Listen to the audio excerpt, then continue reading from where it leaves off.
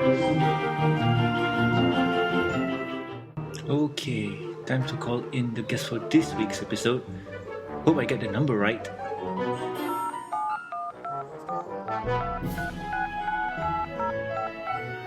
is the Living Tombstone hotline. If you want to request a remix or song, please press 1. If you want to ask Tombstone to marry him, press 2. Want to go and ask him to create your own special song, please leave a message and call me later. Hello Mr. Tombstone, I'm Norman Sanzo. And would you like to come to our show? Please do call back. Bye.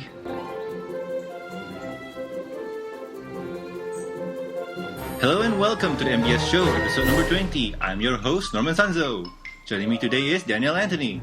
Hi everybody. So Danielle, how are you? I'm okay, so to say. Oh really? Why? I had a pretty stressful day, yesterday was Friday the 13th, and I have this theory that if Friday the 13th goes well, Saturday the 14th is when everything will crash. Really now? I mean, that's strange. Yeah, it is, but it's something that's been following me for my life, so yeah. Oh, okay, cool, no problem then. And joining us today is Tasha Irina. Hello, everybody. Hi Tash, how are you? I'm good. Had a pretty happening party yesterday, so now I'm just chilling today. What kind of party was it? Well, it was a sort of unexpected party. Went out with a couple of friends, then went out dancing. It was fun. Party cannon? Oh, of course. Party cannon, bass, everything. You know how it goes. Funny that you talk about bass. Never mind. Also joining us is the News Pony. Hello, everybody. Hi News, how are you? I'm okay. A little bit tired, but very glad that the weekend is here. Get to rest up a little bit. So, things are getting good. Yep, weekends are good. Anyway, our guest for today is... Well, we're proud to bring you the master of WUBs, the guy who made Octavia question her life, the guy who coined the phrase Dishwasher Dubstep, and the guy who got his track on Rock Band. We are proud to bring you the Living Tombstone! Hey, what's up? Glad to be here. Thank you guys for having me. Thanks a lot, Toom, for coming on to the show. It's a pleasure. So, let's get started. So, okay then, housekeeping. We got nothing. Let's move on to the news topic. Okay, in today's news topic, Erin Burnett says thank you to the Bronies. Last week, Erin Burnett covers a story about Bronies at BroNYCon, and in the end of her segment, she made herself a pony sona, a white unicorn with brown mane and tail, and she names it Erin Burnett. She even put the, out front logo, which is her segment of the show, as her cutie mark. I know, I mean, it's so cool. Could we guys say that she's a Brony? I would say she's already there, yeah. Yeah, she's connecting with the Bronies, I guess, in her own way. So it's pretty cool. And she mentioned that, she used to watch MLP when she was younger, so she can basically relate to it. She also talked about the nostalgia, which is something that Bronies all feel together. I can relate to that since I also come from the world that, I love nostalgia. I love cartoons overall. So, yeah, it doesn't surprise more if most of the fans that come, to the show are, basically here for the nostalgia just because they want more shows like this. Yeah, it's true. MLP is a totally different show when it comes to the previous generation. But talking about nostalgia, have you guys watched the new Thundercats? Oh, I love the new Thundercats. I have not. I have not either. Well, I heard about it. I know that there were a lot of people rallying everyone to watch it, but the problem is that, I'm here in Israel. I cannot really watch it syndicated on television. So downloading the episodes is kind of like unnecessary. It doesn't really deliver them ratings or something like that. I wish I could, though, really help them. Yeah, it's true. I mean, I think we have it here on TV, but the rating system here works a bit different than the US, so it hurts. But anyway, This is not Pony. Let's move on to the next topic. Tash, why don't you take this one? This looks like fun. Are ponies going to invade Monopoly? On the Monopoly Hotel's Facebook page, they posted a teaser for their game. The teaser was a picture of Fluttershy. And to quote the post, we have some really exciting content coming out next week based on this picture. What do you think it is? Oh yeah, that's right. Tease us more, Monopoly. Yeah, Monopoly Equestria. Make it happen. Oh, wow. Takeover Equestria, you can, have, little, miniature, twinkle, toys of, Celestia, Luna, and many big, ponies just trying to take over Equestria. So like you move over, and like instead of so basically take over like towns and you know over Ponyville, you take over Twilight's house and the cupcake store and everything. And here's the fun part: instead of going to jail, you're going to the moon. That is an awesome idea, too. That is an awesome idea. And then If they actually do that alone, that would be really cool. Just to see if they really, you know, understand, you know, the show itself instead of just saying like, oh, it's just a Monopoly with, you know, My Little Pony. But I'm thinking, is this an add-on game thing from the mobile thing? Because No, because I'm an avid player of Monopoly Hotels. I'm quite addicted to it, so to say. And it's basically a game where you're given a Monopoly board, but you'll play property by property. And what happens is you buy up a lot, and you're allowed to put rooms in your hotel, and each room produces rent every few, like in X amount of minutes or hours, it produces X amount of money. Okay. So basically it works like that. And what happens when I first downloaded it, I saw it's a Hasbro EA collaboration, and there was the horse room, which is the cheapest room in the game. Okay. And each of the rooms are based off tokens from the Monopoly game. What happened is I bought that room, and the horse looked a bit like a MLP horse, not very much resemblance, but I thought they could go somewhere. And Hasbro brought in their external franchises means that if you want to buy a special room for a character, some of these rooms have characters from other franchises. They have G.I. Joe, they have Littlest Pet Shop, and they have Mr. Potato Head. Well, so it's not a dedicated game then? It is a dedicated game. It's on its own. There's no Monopoly. It doesn't even feature the old Monopoly concept or principle. It's a completely new game. You should download it if you have an iPad. Just give it down. It's free, and it's quite fun and addictive. Okay, for Pony's sake, I will. Is it on the Android and so on? I believe so. Okay, cool. Well, if it's free, I'm willing to try. So based on this elaboration, more likely that the teaser that they're going to give is more like a small part of MLP inside it, rather than a large full-scale game or something like that. No, they'll just put like maybe you can buy... They name the rooms after where they're based in. Like if let's say you're playing as G.I. Joe, if you want to play a G.I. Joe character, you're allowed to build a missile silo room or Cobra HQ room. It's named after places. Then probably like Sugar Cube corner room, Cupcake Shop is already available. Sugar Cube room, then maybe it's Pinky's room or something like that. Yeah. And there's a gif of a character walking left and right in the room. Okay. You tap on the room, it does something funny. Okay, moving on to the next news. Why don't you take it, Danielle? Alright. ComicCon Friendship Express Trolley. So on episode 18, we mentioned that the Hub will ponify a trolley in San Diego. And well, on this week's episode, we've got a picture and a video to prove that it actually happened. The links are in the show notes, and the trolley is covered with MLP characters. And inside the trolley, it's decorated at every single place. You know, when you sit down on the right, there's a little place where they put an advertisement. Ooh. Yeah, instead of the advertisement, there are 2012 ComicCon My Little Pony motivation posters. Wow. These can be found in the show notes. Wow. I wish I had this trolley here locally. I mean, this is awesome. Yeah, I've seen the video of the guy walking around inside. It's like you're going into a school and you see all these posters on the wall, and they're not like random stuff. It's like determination, and you see Pinky coming out of the party cannon. I thought that was Spirit. Spirit, yes, I'm sorry. No, but overall, the trolley looks, well, not as what I expected, but it looks good. What do you guys think? I expected it to look like crap. I expected it to look like the Friendship Express, actually. Yeah, indeed. Well, if they added that in, that would be awesome. We actually have like a Hello Kitty tram here in Melbourne, so if they did that here, all the Bronies in Melbourne would be jumping for joy as well. But it looks amazing, and I watched that same video as well, and I was just going, take me there with you. You see a bunch of Bronies waiting in a train station. 5 trains go by and they're still waiting. Fun fact about this tram is it takes the passenger to the Broken Yoke, the Hub HQ. Ah, okay. Very fitting. Yep, indeed. So moving on to the next topic, the Hub booth at ComicCon. ComicCon 2012 is happening this week. Sort of. Like every year, Hasbro will make an appearance. They have to. Indeed. What makes this year different from previous years is the large amount of ponies being displayed, from a huge banner being hung to a large blind bag model pony of Pinkie Pie being displayed.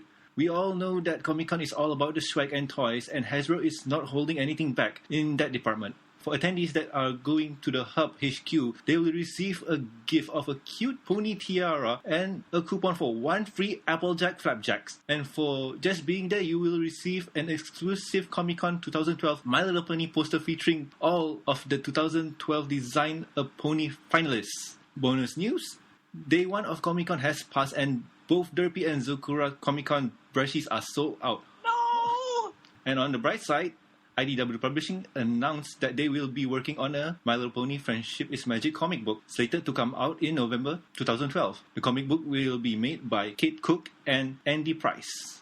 Links and pictures can be found in the show notes. So, Comic-Con 2012, Pony, Hasbro, my god, I so want to go here. I think Hasbro is doing the right thing, by actually realizing that there is a market for their goods, like the Derpy toys, and by doing the posters. They really are aware that we do exist, a large fandom exists, and there is a demand for that.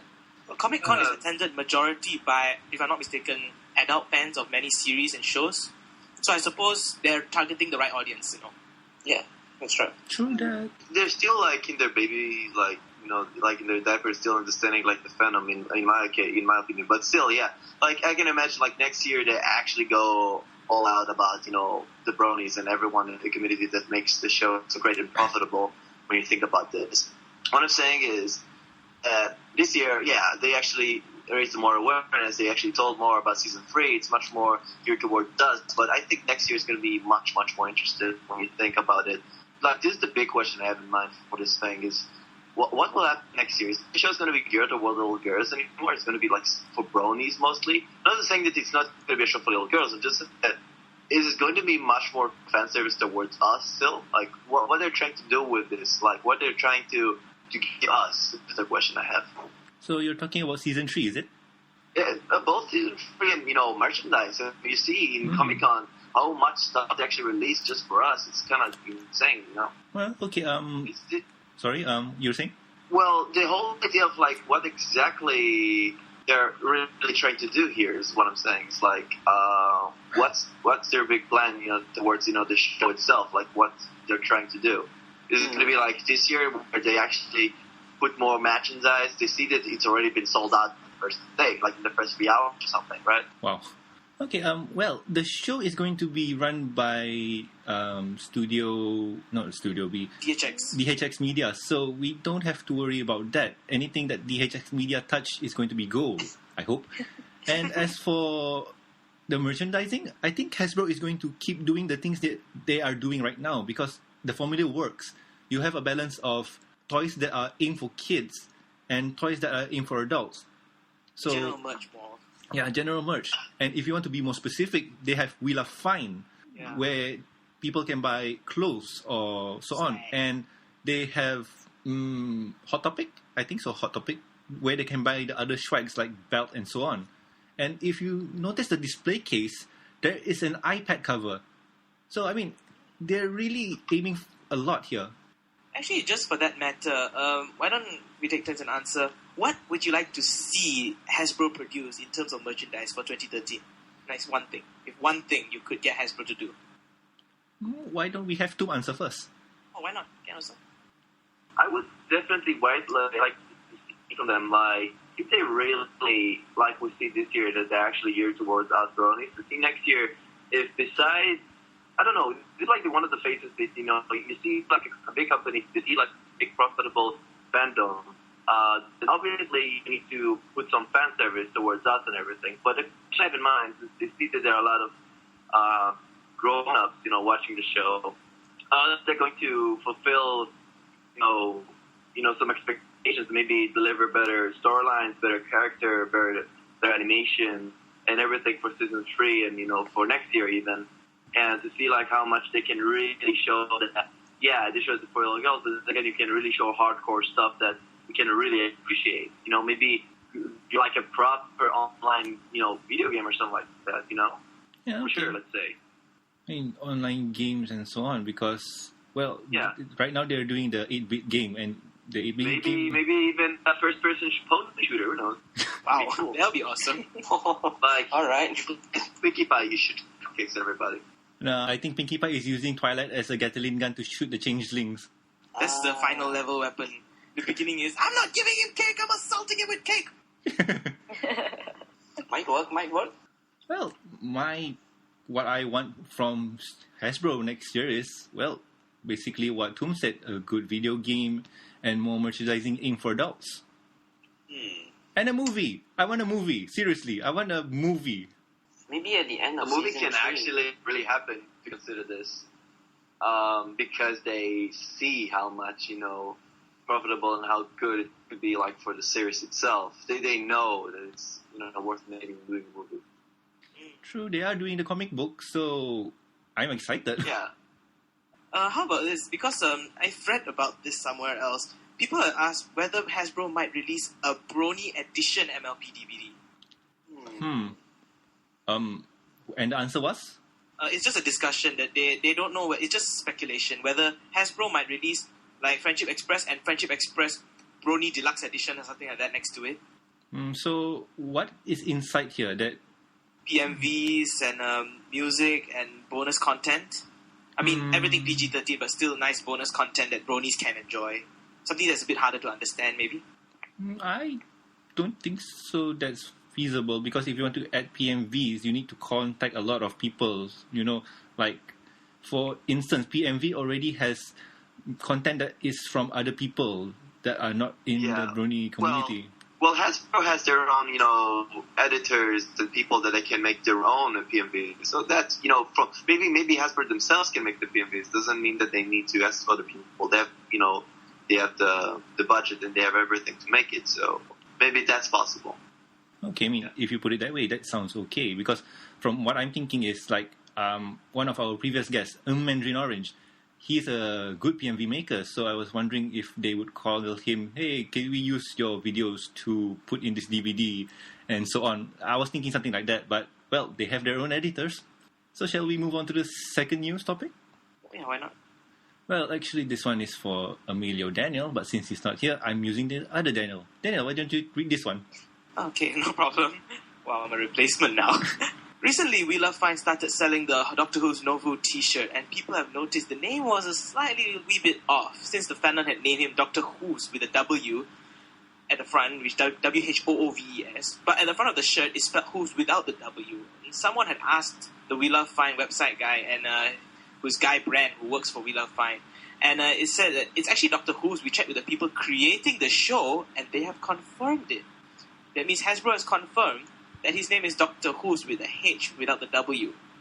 And we are changing all merchandise as we go forward. Now, before this, he was known as Time Turner in conjunction with a recent My Little Pony trading card where he's seen with Mayor Mare. And it says things like, he's in charge of keeping Ponyville's clocks in sync, thus his hourglass cutie marks. And basically, he's in charge of all things timey-wimey. And if you want to see this and other things, the links and pictures are all in the show notes. Well, I find this very...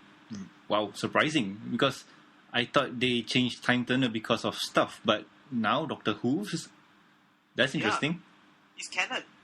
Well, to a certain extent, but who would imagine? Seriously. It's a good thing, I guess, for fans who relate to Doctor Who's better than Time Turner. Yeah. There's so many crossover, like, Doctor Who fans who are Bronies. There's even that scene of him getting into the TARDIS during the screening of Anthology 2 at BroNYCon. Oh boy. That's cool. Let's move on to the next topic. And our next topic is guest time. And we have the Living Tombstone. How are you, Tombstone? Yes. I am doing fine. Like I said, I'm doing great. I'm fantastic. Well, let me say that it is a great honor to have you on our, young show. And thank you so much for having me. It's quite welcome to be, like... I'm always, like, in podcasts by people like in the like in the US and everything, but I always much more prefer to be in podcasts from people around the world, like you guys from Malaysia and from France and many other countries that don't get to have the same exposure as it is in the US. So it's kind of interesting, and it's always welcome. Yeah, it's true. I mean, our show, our second largest audience is the United States, but we don't get any email from them. So anyway, before we start with this interview, we have to ask you the 4 basic questions. And question number 1 is, who is your favorite pony? My favorite pony is actually Rarity. Wow, rarity, really? You don't seem like a rarity guy. No, I don't, but I can explain why I actually love Rarity. And this was actually after the second season that I realized that she is my favorite pony for a good reason. It's actually, I relate to her because of the fact that, I am the kind of character, the way that she is, up front, she seems like the kind of character that always, seems to so posh, so on top of everybody else. It's like, look at those beasts that, like, the way she acts around, like, everybody else, like, in the show. And that kind of, like, defines her character as somebody who's really perfectionist towards, like, her art and her dresses and everything that she makes. But then again, what I really appreciate about what she does, because she's, like, one of those ponies that many ponies know, because she is very famous for her work, like, in character art even, is that she's generous. She actually cares, like, the other bronies around there, the other ponies around there. And that makes her, very unique, that, despite her very perfectionist nature of how she acts and everything, she's still a very kind heart to everybody in the show. And that's something that I can really relate to, because as far as I'm really, trying my best to really get my name out there with my music and everything, I'm still doing my best to really help all the little ones and all the people that really needs to get known, talented people that I know. So, yeah, it's like why I love her too, because I can really relate to what she does. Okay, cool. That's a really good answer. Yeah, it's really awesome. And what's your favorite episode? Oh, my favorite episode, it also has to do with Dirty, believe it or not. Season 1, there's the episode called Green Isn't the Color. This is the episode that I think I love the most, and it's an episode that I can just watch again and for some reason just laugh, because it's one of the funniest episodes like in the show. Well, until season 3 comes out, and I'll see about that later. But for now, this is the funniest episode because of photo finish. Like, she's this Austrian pony that calls around and it's just like being very, very uptight and weird, just like, like this Lady Gaga. So she's like, I am photo finish. I am the greatest pony of all of Acrestra. She's like, action. It's so amazing.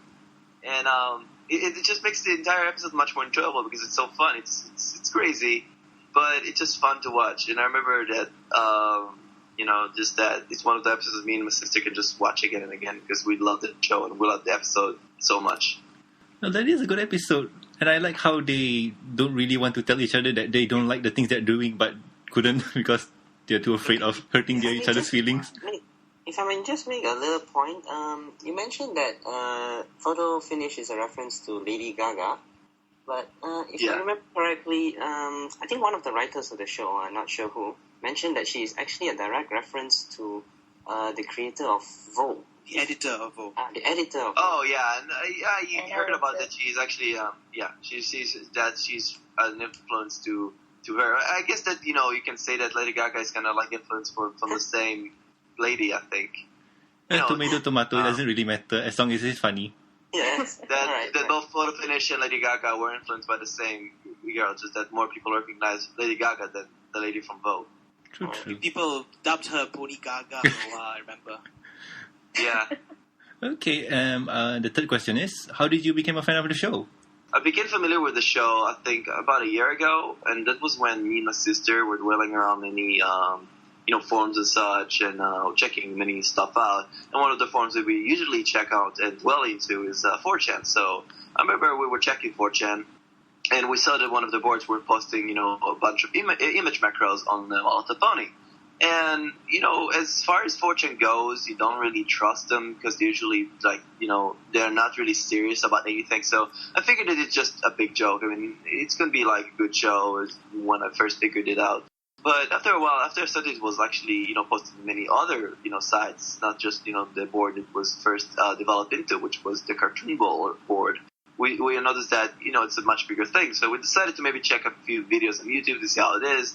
We loved it, because it was funny. But then again, we loved the animation. We're like, you know what? Let's try to download a few of those episodes and see how it is. So we decided to check the 2 episodes, the first one, and we watched them and we're like, it's pretty good. So let's download the rest of them. We downloaded the rest of them, and we were watching like one episode once a day or something like that. We were like watching and finishing the first season. And only by the time I finished it, I wasn't really a brony. I wasn't really aware there was a big community behind this thing. We were just enjoying it, like, for the show itself. So by the time I finished, watching the series, we were like, oh, okay, so by the time I finished watching the show, I wasn't really much of a brony. I wasn't really realizing with my sister that there was much of a community. But I think after a while, after I discovered Alex S for the first time, I was talking to him.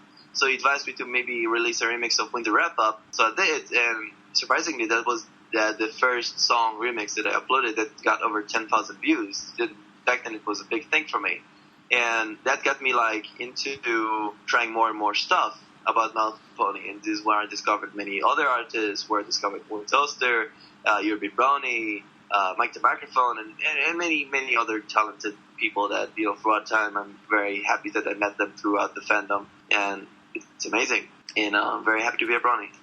And so you knew Alex S prior to being a brony, is it? It kind of like, I remember I was like talking to him over Skype. I was like, dude, I love your stuff. Like, it's amazing. And I see that it's based on My Little Pony. That's kind of cool. I watched the show. They're like, yeah, I'm a brony. And I love the show, and I'm part of the community. And it was cool. And, I remember, like, we were talking about, ideas and everything. And I was asking him for help. So I helped him. And back and forth, we were, like, talking. But until, like, the Winter Wrap-Up remix, it was when I realized that, what, let's do more pony stuff. Let's see how far we can push this thing. Back then, you told me that, dude, like, in a year, you're going to be performing in front of 4,000 people who are all part of the show My Little Pony. What would you say? And then I would say to the guy that he would be crazy and he should stop coming to my house ever again. Well, if you tell me that a year ago that I'll be hosting a podcast, I'll smack you in the face. Exactly. Like, this is the kind of stuff that is unexpected, but then again, you appreciate it, not just for the show, just because, like, you have a specific image. You have, like, the whole My Little Pony image. You have something that connects everybody, regardless of what they do. I mean, I would never consider myself coming to talk to people who make orchestra music or rap or whatever, because that wouldn't be my thing. Even if they do relate to what I do, it's still not part of my business. But since he's all My Little Pony, and kind of one of the biggest messages beyond friendship is kind of like there, so that gets everybody, in the same room. It's kind of crazy how it happens. True, My Little Pony brings people together from all different races and places. Yeah. Did I just rhyme? Anyway, my last question is, what do your family and friends think about your love for the show? Well, it's kind of interesting. I remember back then, it was when me and my sister were kind of like shy about this thing. We weren't scared. We were just like, how should I put out this thing? How should I explain this? We just started watching the show, so I don't think there's any necessary thing to talk about this thing. But once it's gotten bigger, it was when I think that it was the right time to explain to everybody, like, how I became so famous, because everybody was seeing that I make a lot of music about the show. So, like, why ponies? Why everything?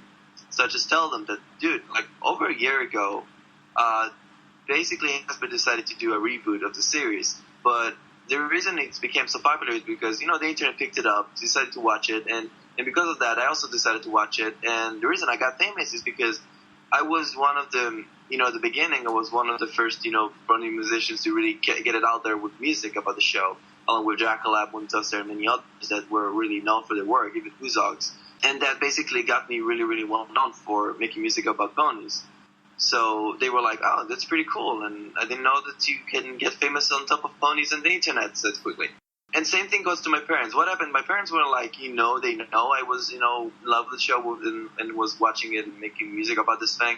But it was only like at BroNYCon where they came with me and they saw how crazy was it, the feedback there and how much people appreciated my work there, they decided to just agree that the whole potential of the show is really coming up to me, and it's great to see me get very well known within this, even though it's about My Little Pony. And they just told me that, dude, next time there's going to be a convention, no matter where in the world, just go. We don't care. We don't need to go with you. You just go. Wow, that is an amazing tale to tell. Like, parents don't know about ponies, bring them to BroNYCon. It really depends on, like, what you exactly need them to expect from them. I told them that, at first I was kind of, like, expecting them to be kind of nauseated, because it was like, yeah, I think there's going to be creepy bronies coming to BroNYCon, or, people that aren't really guys that you would be liking to see or something like that? Because you're not really into the show. But surprisingly, it wasn't, above my expectations to the people that were coming to the convention.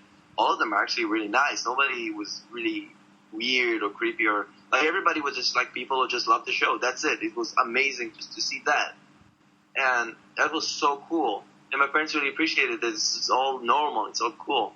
That's the first time I actually heard a story of parents supporting people being a brony, because usually when we ask the question, it's always, oh, they're okay with it, or in my case, they think I'm a bit cuckoo. Well, Danielle, don't you have any questions for Toom? Yeah, these are a couple of additional questions I tend to ask all the time to all our guests. And the first one is, how did you come up with the name The Living Tombstone? I came up with the name long before Pony, actually. I came up with it back when I started watching much more animes and stuff like that. I was kind of bored. I remember at work, I didn't have much to do. So I remember I was watching the anime Black Lagoon, and I really loved that anime. I remember finishing it and just astounded by how good it was, and the English dubbing was amazing, and I just loved the show for what it is and everything. So I remember finishing it, and then I realized, it's going to be really cool if I can create a fictional rock band based on that world in Black Lagoon, because it's all based about mercenaries, drug dealers, mafia, and many big, bad companies and stuff like that, like that based in one big city. So maybe I should create like a fictional rock band about that world. So I figured maybe a name like The Living Tombstone could be really cool for it. But what happens that after a few months of trying stuff out for myself, maybe doing a rock cover or something, it didn't work out as much as I hoped. So I decided to just, leave the fictional rock band idea alone and just stick with the name. That's it. Because I remember opening the channel when I had that idea, but it was still open. So I decided to just roll with it. All right, let's just call myself The Living Tombstone, whatever. I didn't really think much about the name. I just rolled with whatever. It's really catchy, that's why. It's a really good name and kind of opposite to the whole thing, like Living Tombstone. Isn't Tombstone supposed to be that kind of thing? It's an oxymoron. Yeah, it's an oxymoron. Yeah, it's an oxymoron, and people loved it for it being like that. And it's kind of cool that people really dig the name. I didn't really expect that. And honestly, if I came up with a lesser good name, whatever, I'd just make music even by that name even. Yeah, and I love the detail you put on the tombstone when you are using it. It's like 2012 to infinity, correct? Well, yes. Yeah, exactly. That's, I will live on and on and on.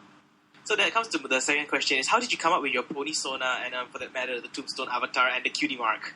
The tombstone avatar came up even, like I said, when I first started with the idea of having a rock band, that the tombstone character was supposed to be like the mascot of the band. It's supposed to be like represent the entire thing. And I remember asking a friend who she was back then learning some animation in Israel. So I asked her that, hey, can you try to pull up a concept art for an idea I have in mind, and she makes something. And she was like doing a favor for me, because I remember helping her a lot in her animation, because I used to make soundtracks for her, and she helped me by making the character like I basically wanted, like a tombstone, and it's supposed to be like rockist, and with the name on them, in the 2012 to infinity. And this was like my basic description. And she came up with this after the second take that she made, like the second concept art. And I gave it to another friend to design it. And this is basically what you see now. It's like, this is the tombstone. And the pony one was only conceived after I had to, when I wanted to make the video for Beyond Our Garden remix. I came up to, like, he's known by his nickname on Skype, like, for example, like his fan, but he's much more known as Hooves in his DeviantArt. He came to me and I asked him that maybe you can help him design a pony based on the tombstone that I have. And he was like, okay, cool, let's work with something. So we both throw ideas out, and we decided that we should keep like the same ideas intact. It should have the gray color, like gray body skin color, like the tombstone, or have some headphones. And have like red and blue, like it is like he has on his headphones and his handbands and bracelets, and something like that for the pony. So we figured out something. We chose like a hairstyle, and that's it. And that's what there is to it. We didn't really think much about what would happen after we put the OC character out there. But apparently that got a lot of fan following because of the music that I made, and that's connected to the OC character, which was amazing. And I can't thank enough both Hell Hoof and both Shir Breyer. If you're listening to this, if you happen to listen to this, תודה רבה, ושמח מאוד שעזרתם. That was an Hebrew for saying thank you. I'll try and make sure this gets posted on EQD so they'll have a chance to listen to it. Well, Hell Hoof might, but I'm pretty sure that Shir Breyer, she knows about the show, and she's from Israel, but she's not really connected into the community as far as I know. Well, you have to link her then. Okay, anyway, so I have a few questions for you. I hope you don't mind answering them. All right. So, what is your inspiration to create music? My inspiration is mostly my childhood, like when I guess my entire childhood was really focused on music because I always loved listening to people's work, like in music. Because back then, I was kind of like an outcast in high school and in elementary, and it wasn't because I was like lonely or something like that. I had really speech impediment problems and ADHD that's kind of like bothered me, and in studying and gaining friends and everything, so, which is why I was connected to computer stuff because I could be just understanding myself and what I'm doing.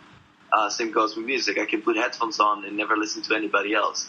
So I was really listening to stuff by Fatboy Slim, Chemical Brothers, The Prodigy, and many electronic artists back then that were really like well known for what they do. And that got me really going into many things that they were doing. And that got me really inspired into trying electro stuff later along the line. I remember making my first, songs in Acid Pro because you can like sample stuff and make something really cool, like Fatboy Slim does it. And along the line, I learned how to do stuff with Open Studio because I saw like guys on the internet doing the same thing. Stuff like that got me really inspired to try many things. And it was only because I was like, most of the time, we were really like alone with myself when it comes to the way I work. And that got me really thinking about stuff that I heard in childhood, like kids' music songs and stuff like that. So, yeah. Okay, cool. So, how long does it take you to finish a track?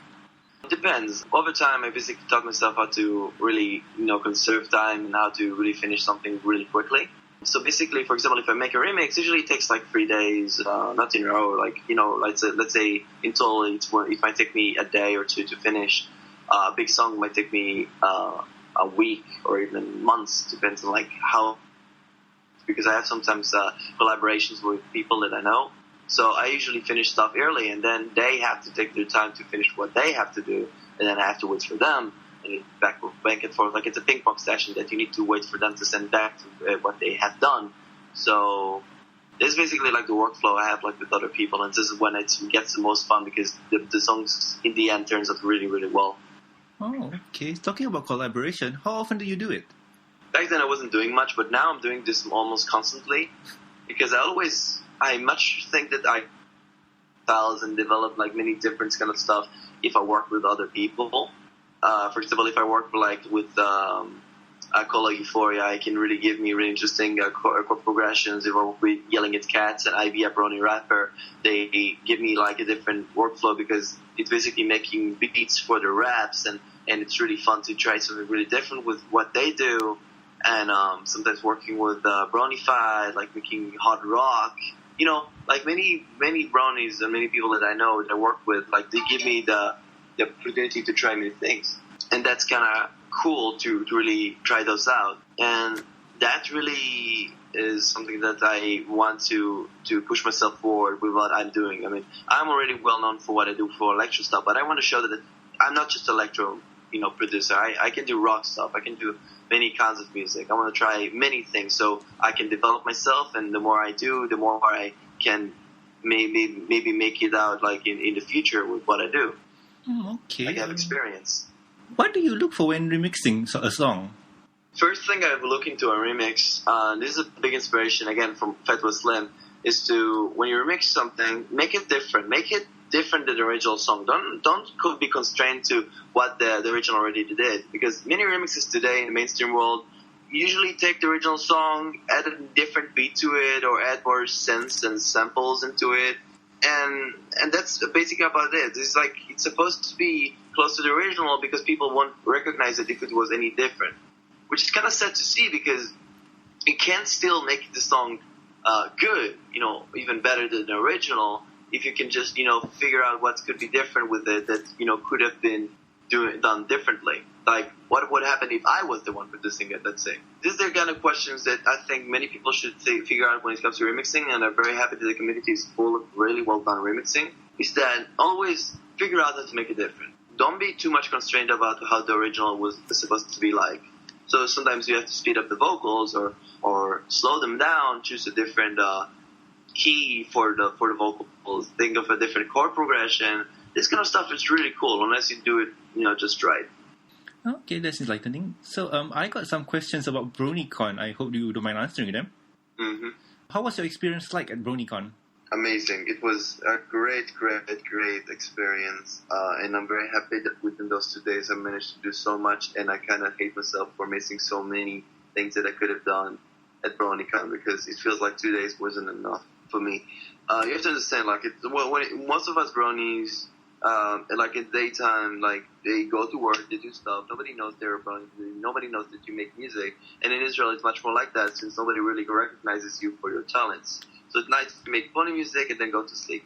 You come to BroNYCon, and everybody, like within those 2 days, suddenly you become a celebrity for 2 days. So everybody comes up for you for autographs and pictures and many things. It was such an amazing experience, and I never, I couldn't be more grateful than what it was like back then in BroNYCon, because it felt like, dude, I know that I make music but it feels that, I make these things all the time. But, you giving me the opportunity to sign your autograph or something like that, and I don't know how to respond back. It's kind of like, I want to give something back, but you guys basically tell me that I'm giving whatever I'm making already. That's kind of overwhelming, and everything was such an amazing experience. And the performance I did, in Saturday night was so much fun. It's amazing. It's so amazing, and for me, like some kind of a milestone in my life. You are a big star, trust me, because in the Brony community, you are big, really big. Talk about performing live.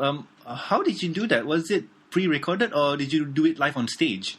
Well, I have to admit, and I wanted to say this on stage, but I didn't have much time to really explain before I started my set on, is that I pre-recorded this thing. I did all the mix, beforehand on my computer. I did it very interesting, so it would be a different mix and not just, a DJ mix that you can hear every day. Like actually slicing them up and making them, very, very interesting, rearranging them for 140 BPM. And then basically putting it on an iPad so I can just press play and have the set ready. And the reason for this, not because I was lazy or something like that. It was only because I knew from the get-go that I won't have any time to do a sound check. I won't have any time to test it out and play this, because I knew that, something might problem in BroNYCon. So I had to be prepared. So whatever happens, it's still going to work, no matter what happens. And they cannot really ruin this thing. They just need to plug it, like my iPad, to the system, and that's it. But even then, it caused problems, which is kind of funny. But it is my best. I really you can see the performance and still give it an interesting show. And I hope that, next conventions I will have more freedom and the opportunity to test it out, so I won't have any issues once I come up on stage.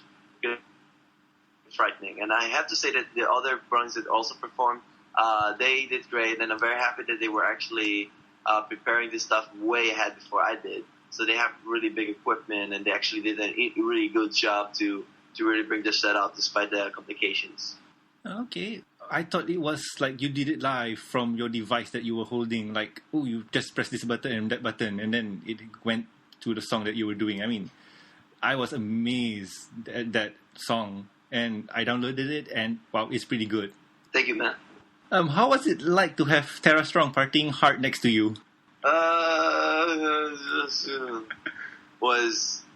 I honestly didn't expect that to happen on stage. What happened is that I remember I was in the convention, and it was getting an autograph from everybody, and from us, John Delancey and Tara Strong, and they asked me about the performance that I was supposed to have, and were like, "Oh, you're coming to the performance?" I'm like, "Oh, no kidding," and I didn't really expect them to really come. Even Tara Strong was kind of expecting them to go to whatever, because it's a BroNYCon, it's a convention. They don't need to come up for a second day or something like that, but they did. which was the surprise for me. So I remember I was so shocked that, during the performance, I was like looking at the guitar song at the time and looking at the audience, and the guitar song was doing really funny stuff around me. So I didn't really understand any of what is going on. But I rolled with it. It was so much fun to do the performance with her. And that was amazing. And I want to thank you, Guitar Strong, if you hear this, so much for dancing on my performance and everything. This was really, really much of a great thing. And I bet that you enjoyed the other performances by the other Bronies that were appearing after me, because they did great. And thank you so much. And thank you, Guitar Strong, first of all, for being, one of the more like people from the show itself to be much more into the community, which is crazy. Well, I have to say, Twilight dishes. Yeah, exactly. I have to say that Tara Strong really made your show. I heard that Dusty Cat was your bodyguard. How did that happen? Dusty Cat is my savior. I love him. What happened is that the first day I came up, and I didn't really expect, like I said, I didn't expect everyone to come to me to sign autographs and stuff, and everybody was such a big fan of what I do. So many people approached me, and it was about 10 minutes before my musicians panel was up. Dusty Cat, he saw me, he saw all the people around me, he was like, dude, you have a panel. Like, okay, save me. So he was just pushing me, and we were like running, we were like forming a train so we can just scoot around and go to the panel. So he was really saving me and the precious time for the people that were managing the panel. So thank him so much. Wow. Yeah, I heard his show, and I heard that he was your bodyguard. Like, how did that happen? It was just like at random. That's basically what happened. We were just like thinking this out, and that just, wow. I can totally imagine him in front of you and like, Living Tombstone, there are no pictures. Having the manliest brony be your bodyguard, that is 120% awesome. Danielle, you have anything? Yes, I have a few questions as well. First one is just a bit of a continuation to what Norman was asking. And what was your experience like at Bronypalooza? And can you compare it to any of your live performances back home, if you have it? Do you perform live in Israel? I've only performed technically like once, like in a rock show. I was like the solo singer and everything, so solo artist. But I wasn't really performing by myself, and that was the first time for me in BroNYCon. I see.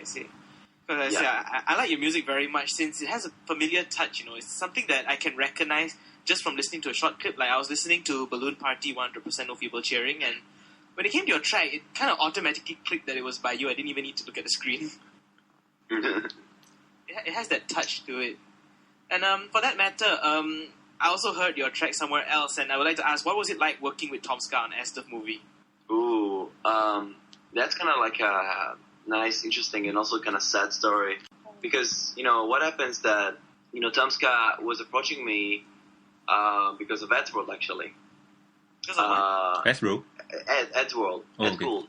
So what happened is that he was like, I remember Ed Gould was favoriting a bunch of my music back then.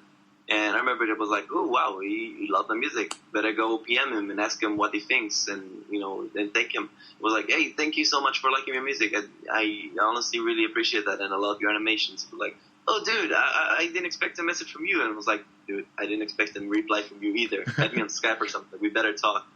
And we were talking on Skype, and it was so nice. Like, he was, like, playing my music all the time. He was listening to all of my work. It was like, dude, I don't know what to say. I love your work, and thank you so much for liking whatever I do. What happened is that, and the reason how Tom Ska came towards me was kind of funny. It was like Ed Gould was playing my music on his laptop while Tom Ska was around. So Tom Ska immediately came to his room and was like, dude, who made this music? Who made Good Old Days? That was by the Living Tombstone, and he's Brony. It doesn't sound like Brony music to me. It's pretty good. So Tom Ska sent me a PM message on YouTube and asked me if I can add him. So we were talking off like on Skype, and that basically got us to talk about how to do something for Ace Death Movie 5. Tune that I made for him, and what happens is this was a tune that I made and I finished when sadly Ed Gould passed away because of cancer. Oh. And it was a sad day for a lot of us, and including myself, because I have to. I feel that for myself, I have a lot of obligation because it was the reason that I was talking to people like Tom Scott to begin with. It was the reason that it got me so, happy that, big people, big named animators is like, some motivation. So I would like to thank him so much for giving me all these things, because I don't think if there would be any other person to would, reach, like, help me reach that, basically. And that's kind of overwhelming. And it's kind of sad, but basically Tom Scott was like listening to the tune I made after the funeral, and he was like he sent me a smiley and told me like, dude, I thank you so much for breaking this tune up. It was just cheering everybody up. Thank you so much. And I'm happy that I made Tom Scott happy for like giving him a relief after all that happened with Ed, and what you hear like in the episode is the tune that I made Tom Scott and Ed Gould. So, to cheer them up. And I'm very happy that they cheered many people up in the episode. Wow. Yeah. Wow. That was awesome. I'm crying. Manly tears. I didn't expect that because, since the nature of Astor Movie 5 is something... Well, SDF Movie 5 is crazy, but your song is pretty awesome. Thank you so much. All right. The next one is I was watching Astor Movie 5 and I noticed in the credits, I don't know if you mind this question. Is your name Yoav Landau? Yoav Landau, yes. Yoav Landau. Ah, okay. Awesome. Yeah. I was wondering, wow, it's a nice name. That's before I found out you were Israeli. I thought you were American, just like most of the Brony musicians. I was like, oh, okay, wow. Yeah, I'm just from the other side of the world, man. It took me like an 11-hour flight just to reach BroNYCon. Wow. Wow, that's awesome. I wish I could go there. Next one is, what software do you use for your music? And do you have any formal musical education prior to, coming out as a musician, especially with digital music? Oh, I use FL Studio for making my music. Oh, okay. And I did not exactly have any formal education, like theory or learning how to compose and stuff. I was, learning all by myself when it comes to how to make music. I did learn, like, how to play guitar and some drums and stuff, but it wasn't, anything beyond that really taught me into music. So, Tasha, you have some questions for him as well? Yes, I do. Well, I follow you on Facebook, and I was just wondering, would you compare yourself and, I don't know if I'm pronouncing this right, Ralulu, your sister, to Shining Armor and Twilight Sparkle in a sense? Like, you guys seem pretty close. Yeah, we were close. Like, she's my sister and she's awesome. It was only like a decision that she would handle my Facebook page after I saw that it was, I think after a while that I saw that I was getting too many messages on Facebook and people asking me on everywhere. So I preferred that, I would have somebody else to contact, and manage my Facebook, because that started as a joke. I was talking to my sister, was like, you maybe can manage my Facebook page in the future once I get fame. It's like, it's never going to happen. It's like, we were laughing it off. 2 months later, hey, sister, can you manage my Facebook page? Oh, what, really? Your sister's your agent. No, she's awesome because she actually sees the response and she knows how to talk. I mean, she's not the best English speaker in the world, but she is, very connected to what happens, and they really appreciated that I have somebody to talk to everybody, and I actually understand and respond as well whenever I need to. So that's actually really cool, and that way I actually help around, and my sister gets to ask them like a topic or something like that.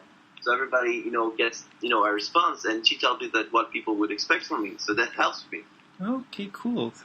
Hey, Toom, could I have a request? Like, could you do the BBBFF song with your sister? I mean, that would be so awesome. Oh, that'd be so cute. Yeah. It could be possible, maybe. I don't know. An acoustic set? I don't maybe, know. I don't know. It could be happening, could be not. Not because that I don't agree to the idea, just that, I cannot make this because I'm so overwhelmed with so much work nowadays that I really want to finish everything that I have. And it might not happen because it's going to be too late to even consider making it. That's cool. I mean, it was just a nice idea. But if you could, it would be awesome. If you couldn't, we understand. Yeah.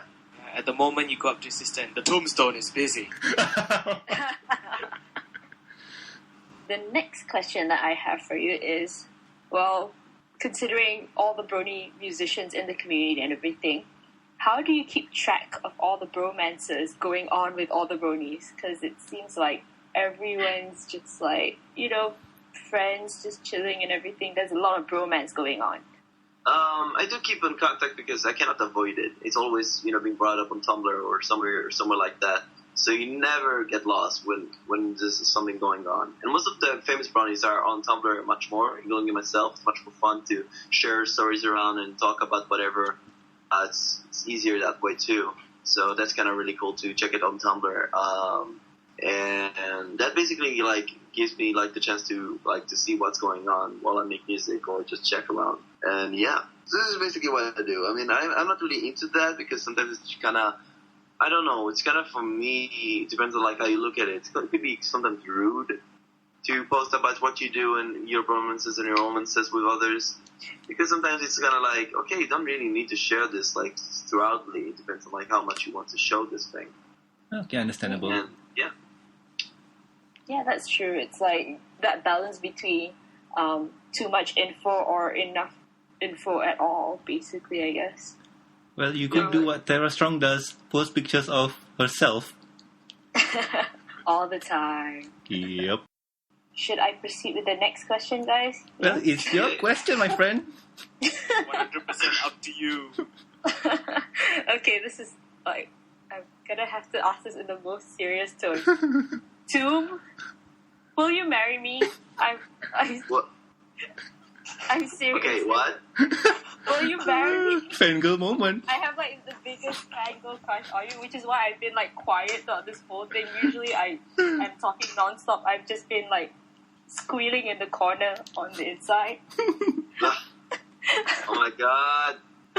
Decide later. This is the whole reason for having this podcast to begin with, so she can say that she wants to marry me. Oh, no. I'm doing this show for 20 episodes now. That's her thing. It's okay. You wasted all my time for this. Oh, no, too. I'm sorry. Tash, you're fired. Oh, damn. Okay, reject. No. But answer to your question, I have a good answer. I would, but it depends. I don't know. I when it comes to thinking about something like that, I really enjoy that. Many people really love what I do and love who I am and everything. But it's it's obvious. If I know you and everything, it'd be cool. I think I'm taking this way too seriously. I'm sorry. Oh, that's all right. Should I or should I not? I don't know. Ask your sister. Ask your agent. She would know. Best answer yet. Okay. It's okay. We'll talk after the show. Ask my right? sister. She can marry me. All right, I'll talk to your agent then. Tombstone is unavailable. Please leave a message. Talk to him later. It's I should have a hotline for people like you. So this is the Living Tombstone hotline. If you want to request a remix or a song, please press 1. If you want to ask Tombstone to marry him, press 2. If you want to go and ask him to create your own special song, please leave a message and call me later. If you would like to leave a hate comment, please hang up. Awesome. Hilarious. So, News, do you have any questions? Yeah, I've got a bunch of questions. Alright.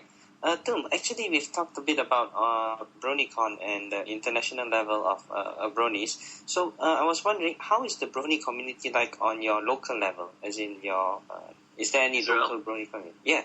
It's very small, there's I know many people who are fans of the show, just, average friends that I know.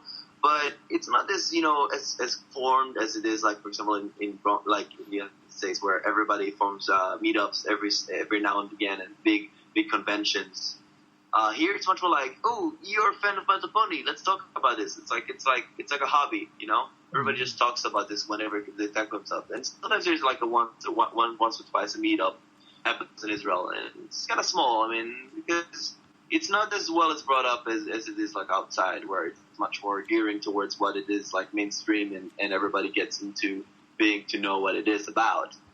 So yeah. Does a MLP show on your local TV over there? No, we don't have it, and I don't think there will be, because it's kind of hard to sell it now in Israel, since not many people understand that there's even a reboot about My Little Pony to begin with. They don't really understand like how it is like in the US that they could just start it off and there's a reason and there's an audience for this thing. Oh. In Israel, it's kind of different because unless there's a reason to, and there's like two kinds of kids channels in Israel, either it is this or either it's that, so it's not really that successful. Oh, okay. Hey, talking about local meetups, how is the reaction over there when you go to your local meetups? I haven't really gone to local meetups yet. There's one in August that I plan to go to. I hope that I will manage to actually do it. They're planning a meetup, and I know that there's many Israelis that know what I do and they really appreciate my work and everything. I know there's like one other musician in Israel that does really interesting music. I was talking to him a bit, but not much than what we have talked already. And it's small. It's all small. You have to consider everything's much more in a condensed, space. It's all really, really small.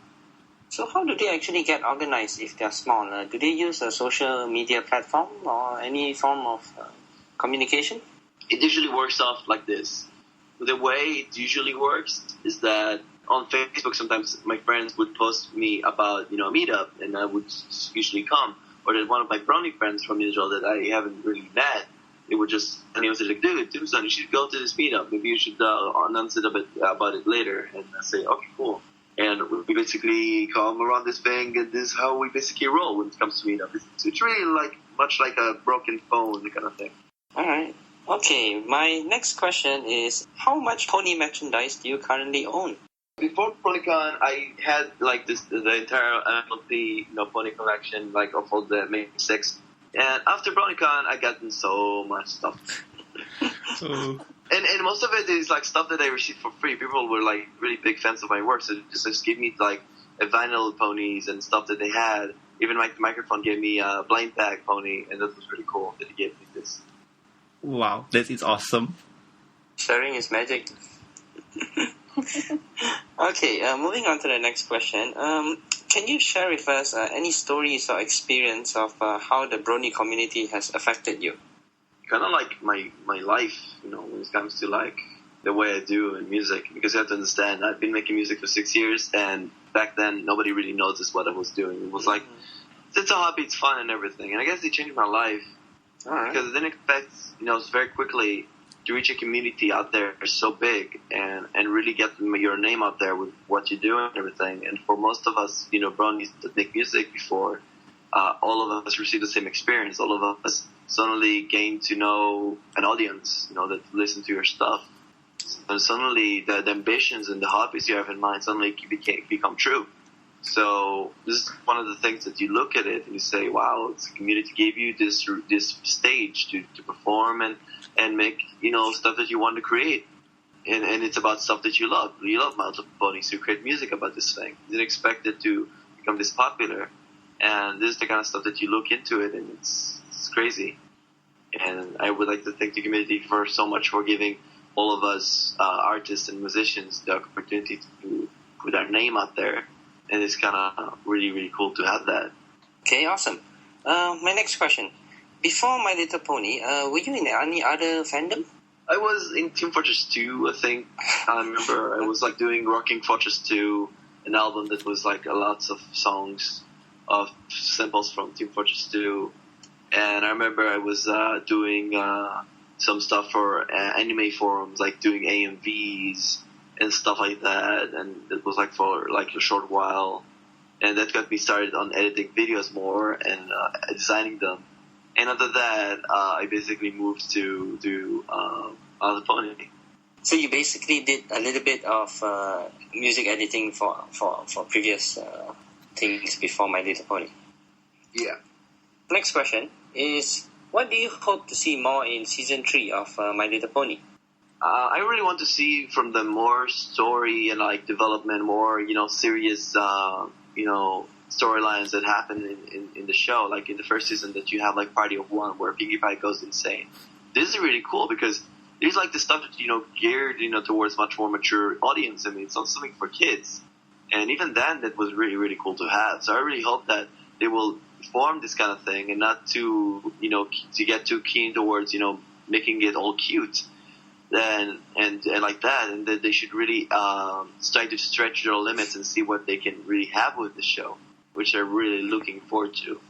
And despite it, I saw that the short clips from the ComicCon that they showed about the new episodes with their stuff that they've developed for this thing, it's cool.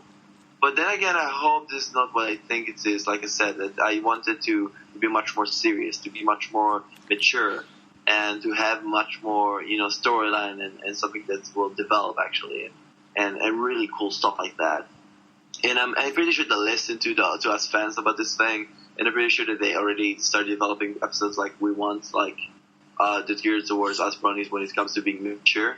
And like I said, I don't want them to stick too much about the whole idea of doing fan service, that they actually put an episode about the favorite character that we had before. It's not really about having a favorite character. It's about, you see what we like. It's not always about showing what we like and just showing it to our faces, because we know what we like. We just want to see something interesting with it. Oh, that's a pretty good answer. Yeah. Yeah, I would agree with that. If they start giving us too much fan service, then it'll be like, it won't be original, and that's not what we actually like. Okay, yeah. Moving on to my final question is, how long do you think the series will run for, and how long do you wish the series to run for? Before BroNYCon, I wasn't really sure about the fandom and the series. I was pretty sure that, most of the fandom will die out after whatever. But I was surprised to see, because of BroNYCon and how much connected everybody was, this is going to be much more than a fandom. It's going to be like how Star Trek and Star Wars are, that it's a cultural phenomenon, if you know what I mean. It's actually going to be like references in many other shows, in movies, and it's going to be like a big thing that in the future is going to keep up for many, many, many, many, many years to come. And the reason I think this is because it's true. I actually talked to a friend that is a big Star Trek fan, who was telling me that, dude, Star Trek and My Little Pony fandom kind of started the same way. It was geared towards one thing. Not many people were really interested about this thing, but once people got into Star Trek, it was people were coming out to it, and then they expected to become this popular, and they released more and more seasons and movies, and this is how it became to be Star Trek. But here's the difference: Star Trek didn't have the internet back then, so you basically Star Trek is basically like the My Little Pony fandom, only that you give it more steroids and more hormones, and suddenly everybody wants to watch it so quickly, because you have the internet basically to prove it. And I'm saying it's going to be last for such a long time, and it's going to be like continuations and series and stuff in the future. Like, it's going to be crazy. I'm telling you, it's going to be lasting forever. And I know it's going to last forever. Okay, That's cool. a very interesting answer. Never would have thought of it that way. Thank you very much, Doom, for answering my questions. You're welcome, dude. Because of the internet, ponies will live on forever. It will just live up, because it is something that people really appreciate and love to reference from. It's crazy. You're going to see a lot of it in the future. I'm telling you. How about in terms of seasons? How many seasons do you think you'll run for? I actually don't think they're all only run in season. I will actually think they're going to develop more shows about My Little Pony in the future. Something like spin-off series or what? Not only spin-offs. Like, think about Star Trek. They had Star Trek the first show, and then they had the Next Generation. So think about that. Continuing on what they have. CMC, Fallout Equestria. Oh god, no. Oh, yes. You see what I mean? They're not going to think about seasons. They're going to think about shows. They actually have spin-off shows or sequel shows and stuff like that. It's going to be this big. I can totally see that happening. Like, for example, the Cutie Mark Crusaders, there could be a whole side series regarding them, and then they can tell stories about it. Not sure if maybe they will actually think about it. Maybe they will actually figure maybe a different kind of storyline altogether. Maybe like an alternate universe. Or, I don't know. Cool stuff that they can really figure this out. Maybe, this could be really cool. Like with Avatar, they released Legend of Korra. What would happen if Ponyville, after 70 years, it will show a second show where everybody's grown old and the Cutie Mark Crusaders are much older? Oh my god, you just make my mind blown. This kind of stuff could be really cool. And this could be like something they can really do, because the Legend of Korra really worked out for them, because it actually developed the fans. So I think something like that with My Little Pony could be really interesting. So instead of having ponies, they are much more like colts. They're much more like, adult horses maybe. I don't know. Well, or they could just follow an adventure of one pony going throughout the land of dragons, griffins, and so on. Basically, that's what Twilight's doing. Well, no, I mean, Twilight is just stay stationed in Ponyville. I'm talking about one pony going through out the land of Daring do kind of thing? more or less. Spin-off could be cool. Yeah. Oh, we can have an hour-long discussion about spin-offs. Yeah. Okay, anyway, anybody got any more questions for Tombstone? Yeah, actually, Norman used to ask this to our guests. And how did you feel when you were first asked to come on the show?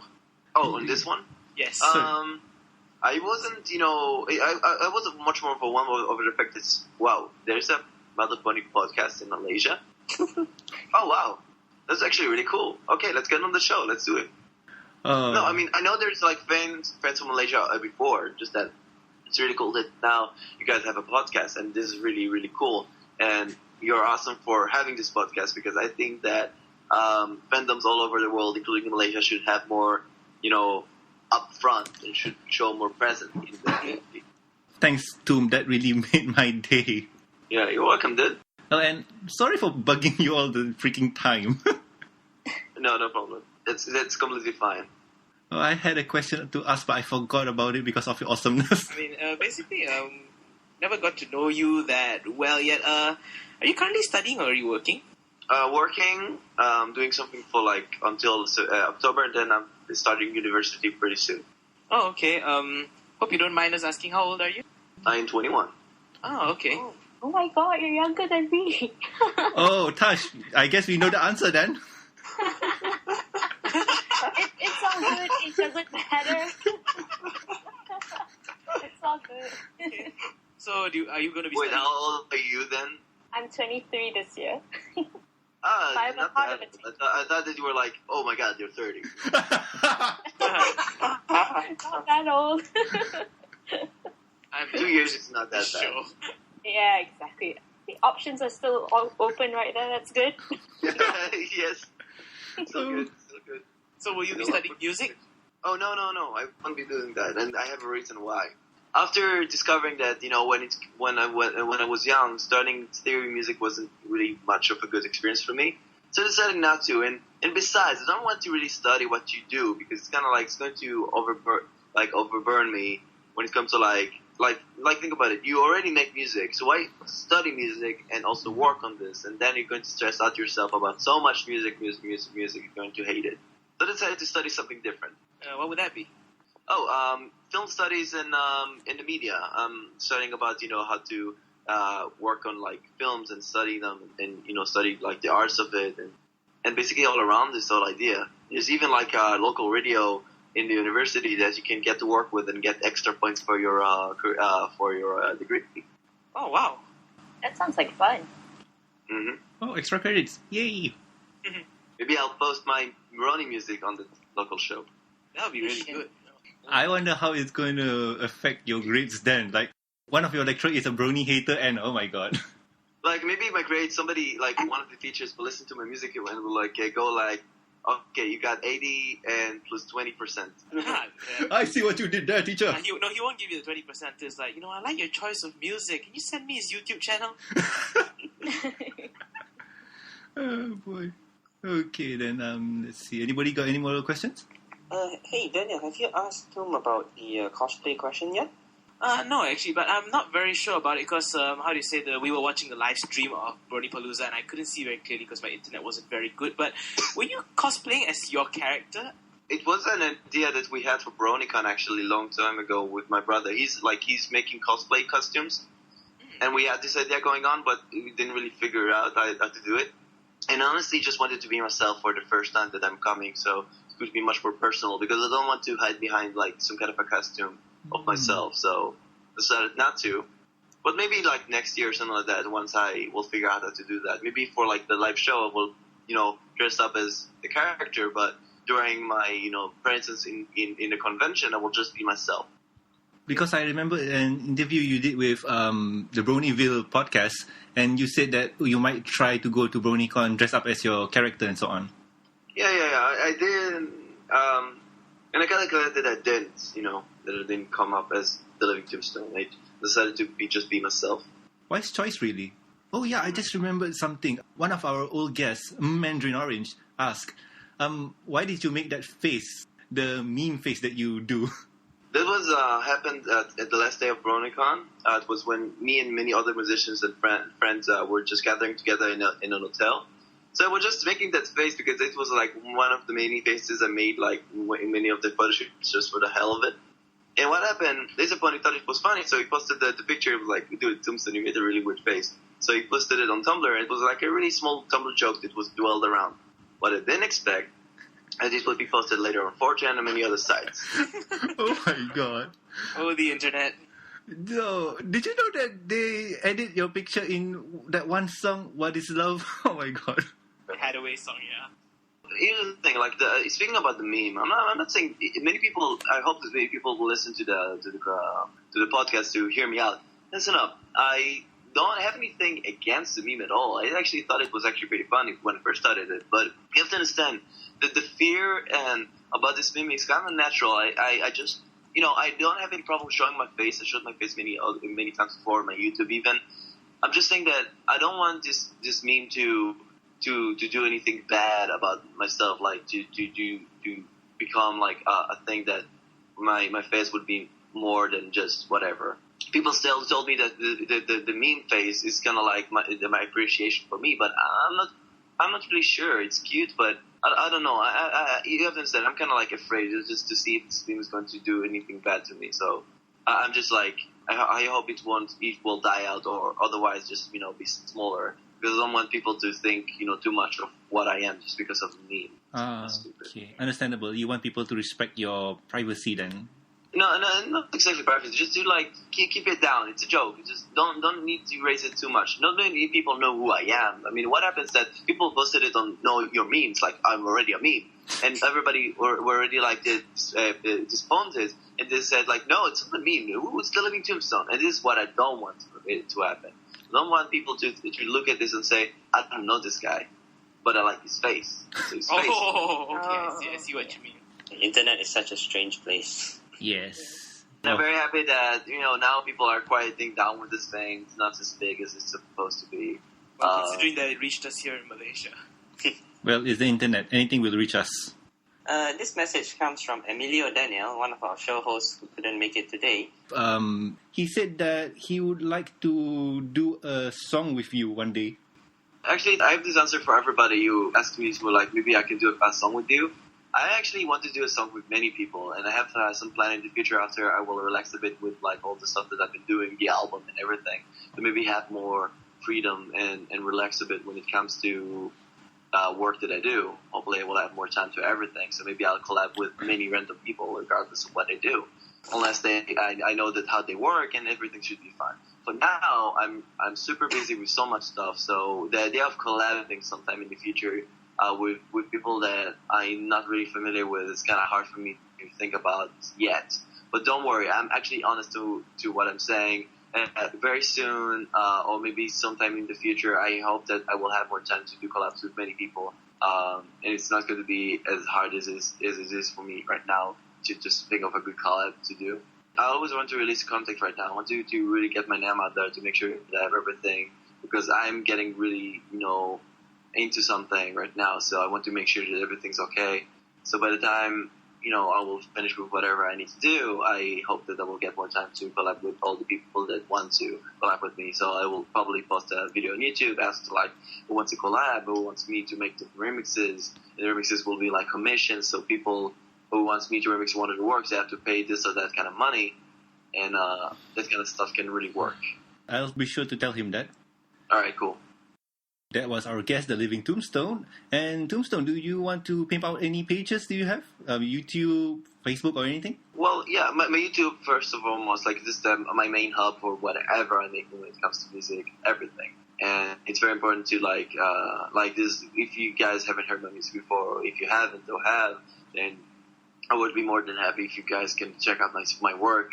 I always try to do something really new every week.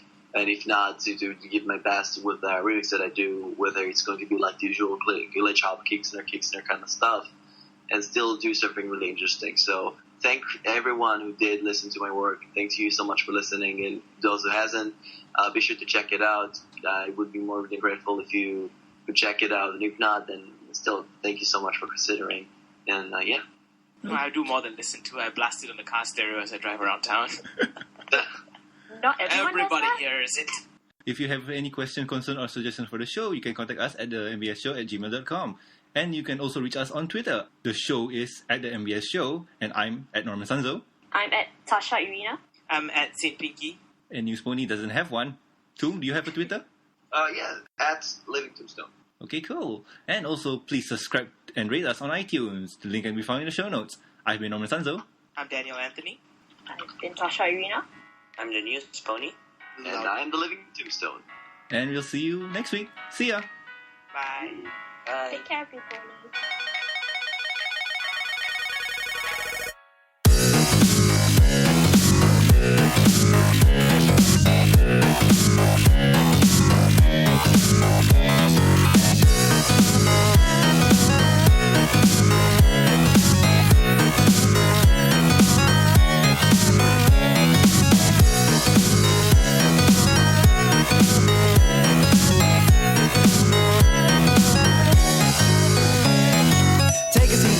Around for a spell, I got a little story that I wanted to tell. Now would you stick around, take a listen and see? Cause back in my day, things were as grand as can be. Now the streets are paved with gold and gems glimmering, lighting up the skies and Noodles town shimmering. Waiting on nobody cause we got stuff to do. Cause we through with the new, we're talking old school, it's just we back in the days. Was the problem of the time? Imagine all the great singing together in rhymes and listening together on old gramophones and on old radios. It was a hell of a time. Let me tell you, young and man, the old days were grand. You could walk down through the beach and plant your hooves in the sand. Have no worries, always grand as can be. So everybody take a listen, open your eyes and see. Walk with me through the autumn leaves and keep close and stay warm. So you'll see how much you mean to me. Feelings I've never felt before.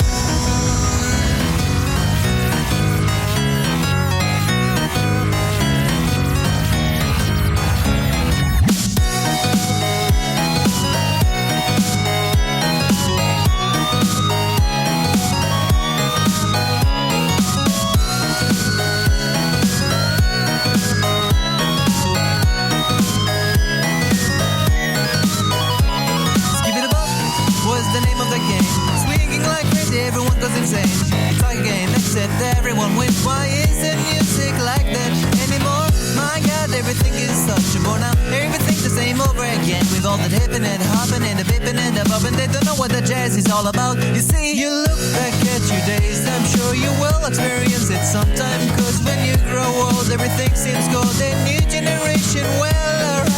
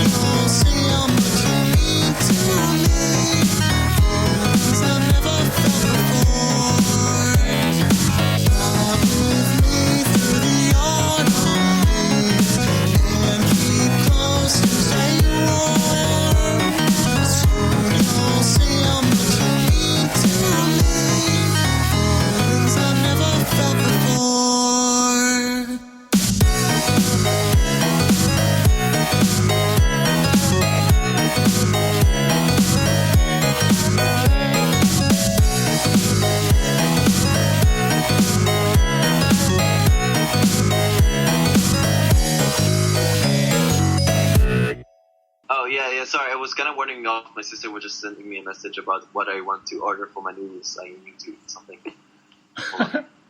Do you guys want something? There's really cool noodles in here, like that I can order really cheap. Noodles? There's chicken Sure, noodles. I would like some chicken noodle, please, There's because a I'm a really bit hungry. good ones. I like chicken noodles. I think I'll order the chicken noodles. You know, I like those. Chicken noodles, celery, onion, and carrots. Right. Prepared with like soup or dry or what? Now I'm hungry. Yeah, it's 3 a.m. I'm All right, I'll hungry now. chicken. One chicken for me, please. Is it I'll soup have or one what? too. Soup, chicken noodle soup or dry? Or... No, just the noodles you get in a box. Ooh, cup ramen. Oh, Chinese takeout? Yeah, like ramen. Oh, ramen, nice. Yum. Food People for the soul. offering food, then just take it.